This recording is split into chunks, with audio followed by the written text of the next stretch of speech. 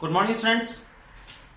अरावली शिक्षा निकेतन में आपका हार्दिक अभिनंदन है। जैसे कि पिछले इस हफ्ते में आपकी इंग्लिश की क्लास नहीं आ पाई है, उसका कारण कुछ टेक्निकल प्रॉब्लम रही है, जिसके कारण से आपको कुछ परेशानियों का सामना उठाना पड़ा।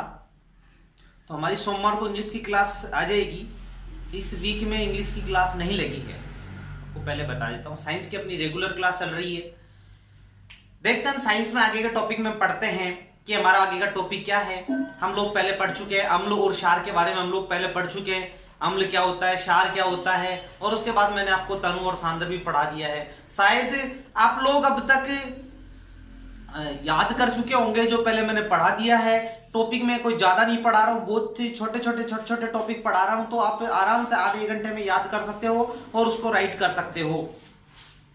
और नीचे जो हम लोग हर वीडियो में आपको जो मोबाइल नंबर दे रहे हैं, तो मैं आपको उसका बता दूं कि जो हमारी ऑनलाइन क्लास है या जो ऑफलाइन क्लास शुरू होने वाली ऑफलाइन क्लासेस भी, जैसे 10वीं 11वीं है 8वीं, तो इनमें एडमिशन लेने के लिए हमारे पास सीमित सीटें हैं। हम लोग हर एक स्टूडेंट सीमित सीटों पे ही, सीमित सीटों से ज्यादा किसी भी स्टूडेंट को हम लोग एडमिशन नहीं देंगे।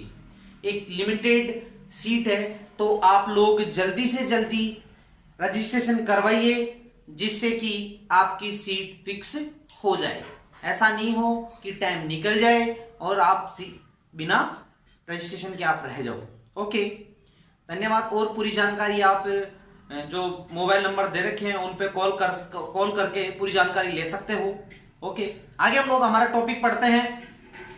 आज हमारा टॉपिक है लवण। आज हमारा टॉपिक है लवण। लवण के बारे में देखो समझते हैं कि लवण क्या होता है। व्हाट इज साल्ट, ये क्या होता है। ये होता ही है कि अम्ल और क्षार होते हैं। अम्ल और क्षार क्या करते हैं, अम्ल और क्षार इन दोनों की क्रिया करवाने पर लवण और जल प्राप्त होता है। क्या प्राप्त होता है, लवण और जल प्राप्त होता है। देखो मैं आपको कुछ रिएक्शन करके बता रहा हूं, लवण और जल की कुछ रिएक्शन आपको मैं करके बता रहा हूं। देखो देखते हैं कि अम्ल और क्षार, अम्ल जैसे HCl, क्षार हो गया NaOH, ये बन गया NaCl, ये तो साल्ट बन गया, और ये क्या बन गया, H2O बन गया। अब हम लोग देखो, आपको कई बच्चे हैं जिनको समझ में नहीं है, दोस्तों ध्यान दो इधर से, मैं आपको इनको खोल के समझा रहा हूं, ऊपर अच्छे समझा रहा हूं। जैसे कि HCl प्लस NaOH, ठीक है, तो ये डिवाइडेशन हो गया इनका अलग से। तो ये तो किसके साथ मिल गया, इसके साथ मिल गया, और ये किसके साथ मिल गया, इसके साथ मिल गया। अब ये भी आपको समझ में नहीं आएगा सर ये कैसे मिला और कैसे नहीं मिला। देखो देखो दोस्तों, दो प्रकार के क्या होते हैं, दो प्रकार के हमारे पास अम्ल और क्षार होते हैं। आपको मैं अच्छे से समझाता हूं इसको। देखो दोस्तों कि मैं अभी आपको बताया कि अम्ल प्लस क्षार मिलकर क्या बना रहे हैं, लवण और जल बनाते हैं। अभी समझा रहा हूं मैं आपको, राइट नहीं कर रहा है। राइट करने के लिए मैं आपको नोट लिखाऊंगा, वो करना उसमें। देखो HCl प्लस NaOH, ये बन गया NaCl प्लस H2O। ये कैसे बन गया, देखो हमारे पास देखो प्रबल और दुर्बल दो प्रकार की चीजें होती है। प्रबल और दुर्बल, प्रबल तो मतलब क्या होता है, शक्तिशाली, और दुर्बल का मतलब क्या होता है, कमजोर। तो अम्ल भी प्रबल होता है और क्षार भी प्रबल होता है। अम्ल भी दुर्बल होता है और क्षार भी दुर्बल होता है। एक चीज मैं आपको एग्जांपल समझाता हूं कि दो ताकतवर या दो झगड़ने वाले व्यक्ति हैं, तो उनमें से अगर उनके झगड़ा तभी कम होगा जब एक व्यक्ति झगड़ा कम करेगा, या एक व्यक्ति झगड़ा नहीं करेगा तो वो झगड़ा शांत हो जाएगा। अन्यथा अगर दोनों झगड़ालू है तो वो झगड़ा बढ़ेगा ही, कम नहीं होगा। इसी प्रकार हमारी रिएक्शंस भी हैं कि जैसे प्रबल जो शक्तिशाली है, शक्तिशाली को शक्तिशाली से बढ़ाएंगे तो वो रिएक्शन पॉसिबल नहीं हो, संभव नहीं है। उससे कोई उत्पाद नहीं बनेगा, उससे कोई प्रोडक्ट नहीं बनेगा। दुर्बल को दुर्बल से कराएंगे तो वो कमजोर हो जाते हैं, उनके मध्य भी जो बॉन्ड बनते हैं वो बॉन्ड नहीं बन पाएंगे। तो मैं आपको समझा रहा हूं, देखो आगे देखते हैं कि एक चीज ध्यान रख लेना कि परबल अम्ल के साथ दुर्बल अम्ल रिएक्शन करता है, दुर्बल क्षार रिएक्शन करता है, और परबल क्षार के साथ दुर्बल अम्ल रिएक्शन करता है, मतलब क्रॉस वाई रिएक्शन करते हैं। इसी प्रकार यहां पे भी रिएक्शन हो रहा है। यहां पे रिएक्शन कैसे हो रहा है, देखो मैं बता रहा हूं कि ये जो इनके डिवाइडेशन करी आप लोगों ने, तो ये तो क्या है, परबल अम्ल है। ये तो क्या हो गया, परबल अम्ल हो गया। ये क्या हो गया, ये क्या हो गया, इधर प्रबल क्षार, दुर्बल क्षार हो गया। ये क्या हो गया, दुर्बल क्षार हो गया। और ये क्या हो गया, परबल क्षार है, और ये दुर्बल अम्ल है। तो मैंने जैसे बता दिया कि दुर्बल अम्ल परबल क्षार के साथ रिएक्शन करेगा और परबल अम्ल दुर्बल क्षार के साथ में रिएक्शन करेगा। तो देखो OH तो किसके साथ मिल गया, परबल अम्ल के साथ मिल गया, तो यहां क्या बन गया, H2O बन गया। और दुर्बल अम्ल परबल क्षार Na सोडियम के साथ मिलके NaCl बन गया। शायद आपको समझ में आ गया होगा। ओके, मैं आपको अभी आगे नोट्स लिखवा रहा हूं, तो आप वो नोट्स लिख लेना। ओके,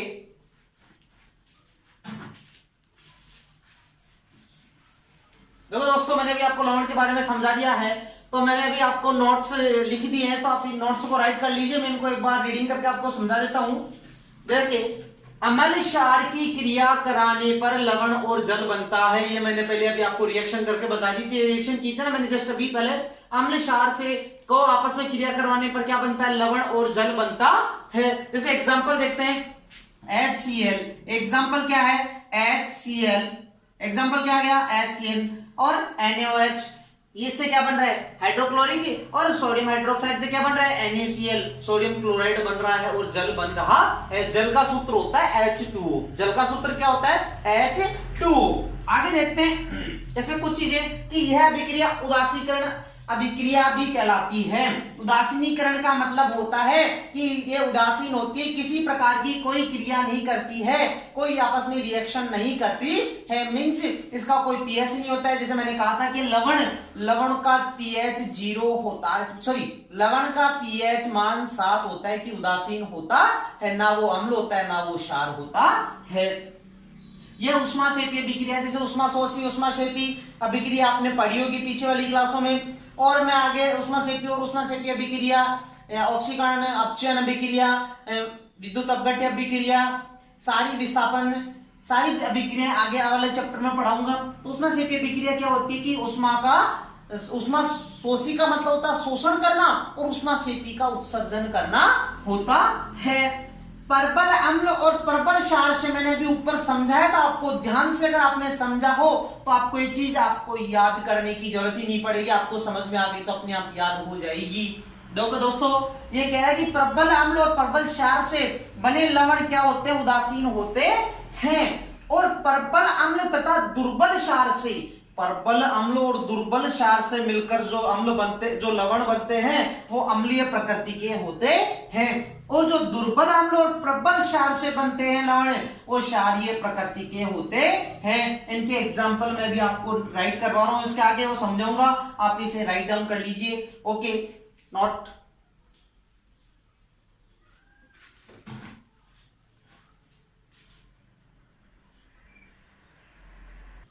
देखो दोस्तों, अभी मैं आपको एग्जाम्पल बता रहा हूं, HCl NH4OH, इसकी रिएक्शन करके देखेंगे तो हम लोग जो भी पहले मैंने आपको बताया कि परबल अम्ल और दुर्बल क्षार, इनकी आपस में रिएक्शन करके देखते हैं तो हमें क्या प्राप्त होता है वो आपको मैं भी बता रहा हूं। देखो दोस्तों, इसमें प्राप्त होगा NH4Cl प्लस H2।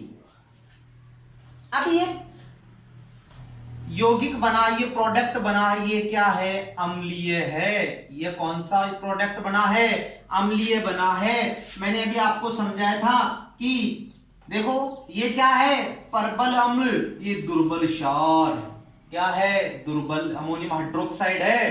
देखो इधर दुर्बल क्षार और प्रबल अम्ल की आपस में रिएक्शन करके अमोनियम क्लोराइड बन गया है। आगे देखते हैं H2O, क्लोरीन और हाइड्रोक्साइड मिलके क्या बना रहे हैं, सॉरी हाइड्रोजन और OH मिलके तो क्या बन रहा है, H2O। क्लोरीन और अमोनियम मिलके क्या बन रहा है, अमोनियम हाइड्रोक्साइड बना रहा है। आगे का एग्जांपल हम लोग देखते हैं कि आगे क्षारीय एग्जांपल मैं आपको बता रहा हूं। क्षारीय एग्जांपल देखते हैं, CH3COOH।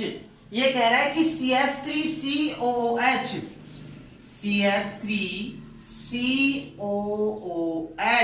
प्लस हम इसकी किससे रिएक्शन करवाए हैं कि यह हमें क्षारीय प्राप्त हो जाए, NaOH। देखो दोस्तों, आप लोग रिएक्शन करवाइए, जल्दी कमेंट करके बताइए इसका क्या आ रहा है। कमेंट देख पा रहा हूं मैं आप सभी के। ओके, देखो दोस्तों, इसमें क्या होगा, इसमें CH3COONA प्लस S ही है। ये क्या है, क्षारीय प्रोडक्ट है। क्षारीय प्रोडक्ट देखो कैसे बन रहा है कि NaOH क्या बन रहा है, NaOH, सॉरी ये बन रहा है H2O, HCl नहीं, इसके अंदर H2O बन रहा है। ये क्या बन रहा है, जल बन रहा है। देखो दोस्तों कैसे बनेगा जल, अभी मैं आपको रिएक्शन करके बताता हूं कि इसमें जल कैसे बन रहा है। जल तो इस OH, ये क्या है, दुर्बल क्षार, और ये क्या है, प्रबल अम्ल है, और ये इधर का क्या बच गया, इधर का क्या बच गया, दुर्बल अम्ल बच गया। दुर्बल अम्ल और प्रबल क्षार की रिएक्शन करके क्षारीय यौगिक बन गया। दोनों रिएक्शन आपको समझ में आ गई होगी। यदि समझ में नहीं है ये तो आप वीडियो को रिवर्स करके देख सकते हैं, या फिर आप हमें कमेंट करके बता सकते हैं, जिससे कि मैं आपको आगे के वीडियो में समझा सकूं। ओके, ये राइट कीजिए। उसके बाद आगे हम लोग देखते हैं,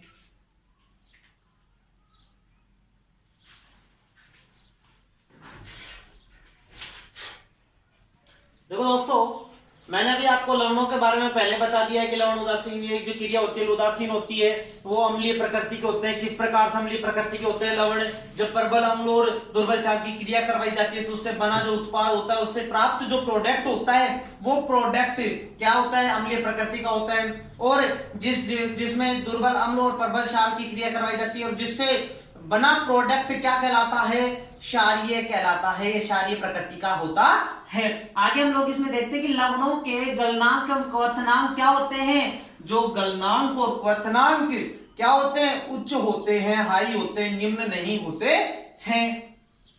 आगे देखते हैं, ये साधारणतः क्रिस्टल के रूप में पाए जाते हैं। कौन, लवण साधारणतः क्रिस्टल के रूप में पाए जाते हैं। और जो एक क्रिस्टल के रूप में पाए जाते हैं, इस क्रिस्टल के अंदर क्रिस्टलन जल उपस्थित होता है। अब ये क्रिस्टल जल क्या होता है, क्रिस्टल जल क्या होता है, क्रिस्टलन जल क्या होता है, तो मैं आपको इसके बारे में बता रहा हूं कि क्रिस्टलन जल क्या होता है। पहले आप इसको नोट कर लीजिए।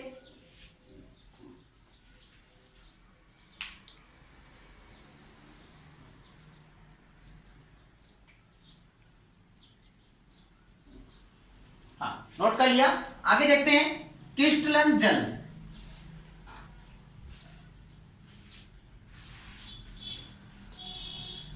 क्रिस्टलन जल होता क्या है, देखो इसके बारे में बता रहा हूं। जो लवण होते हैं, देखो दोस्तों आप इसके एक बार राइट कर लीजिए।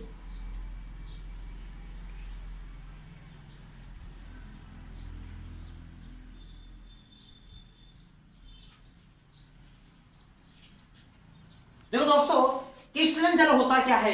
लवण का जो इकाई सूत्र लिखते हैं, ये जो लवण का सूत्र लिखते हैं उसके अंदर जो जल की संख्या होती है, जल के अणुओं की संख्या होती है, जल के अणुओं की जो निश्चित संख्या होती है कि ये कितने अणु इस सूत्र के अंदर है, उस अणुओं की निश्चित संख्या को क्या कहते हैं? क्रिस्टलन कहते हैं या क्रिस्टलन कहलाते हैं। मैं आपको एग्जांपल भी करके बताऊंगा।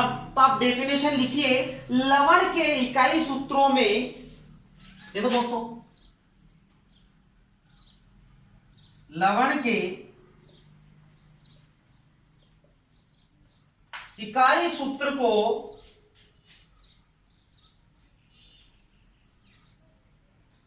लिखने में, इकाई सूत्र को लिखने में, इकाई सूत्र तो दोस्तों क्रिस्टलन में मैंने बता दिया कि लवण के इकाई सूत्र को लिखने में, लवण के इकाई सूत्र लिखने में जल के अणुओं की जो निश्चित संख्या होती है उसे क्रिस्टलन जल कहते हैं। सूत्र को लिखने में, यहां कोर लगा लेना दोस्तों, सूत्र को लिखने में जल के अणुओं की जो निश्चित संख्या होती है उसे क्रिस्टलन जल कहती हैं। उसे क्या कहते हैं? क्रिस्टलन जल कहते हैं। एग्जाम्पल देखना, एग्जाम्पल सोडियम कार्बोनेट में देखते हैं कि सोडियम कार्बोनेट में एग्जाम्पल मैं आपको बता रहा हूं, Na2CO3 10H2O। तो इसमें क्या है, नीचे लिखेंगे, यहां सोडियम कार्बोनेट में, सोडियम कार्बोनेट में दोस्तों बताओ, आप कमेंट करके जल्दी से बताइए कि सोडियम कार्बोनेट में सोडियम कार्बोनेट क्या है? लवण। सोडियम कार्बोनेट लवण में 10 जल के अणुओं की क्या है? संख्या है। 10 जल के अणुओं की संख्या है, मतलब 10 क्या है? जल है, 10 अणु जल के हैं। उसमें देखते हैं, यहां नहीं है, 10 अणु जल में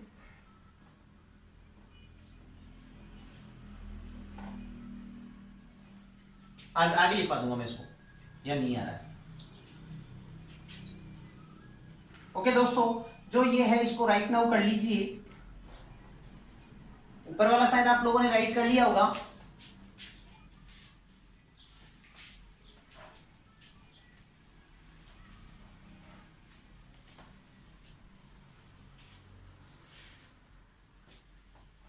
यहां लिख लीजिए कि यहां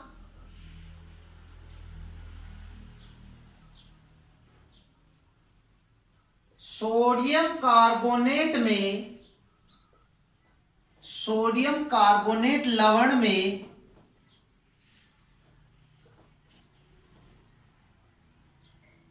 10 अणु जल में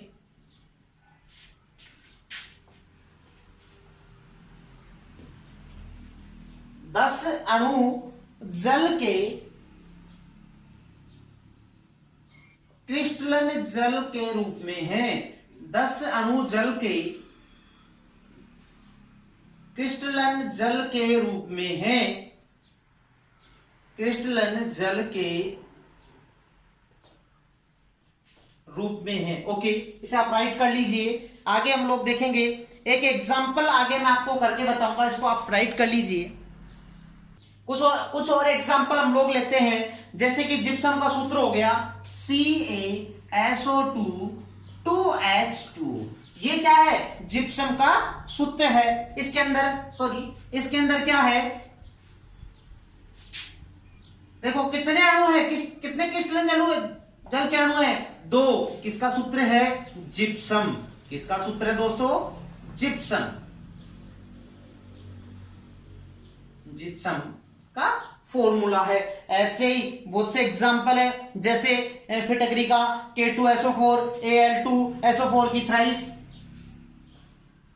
K2 SO4 Al2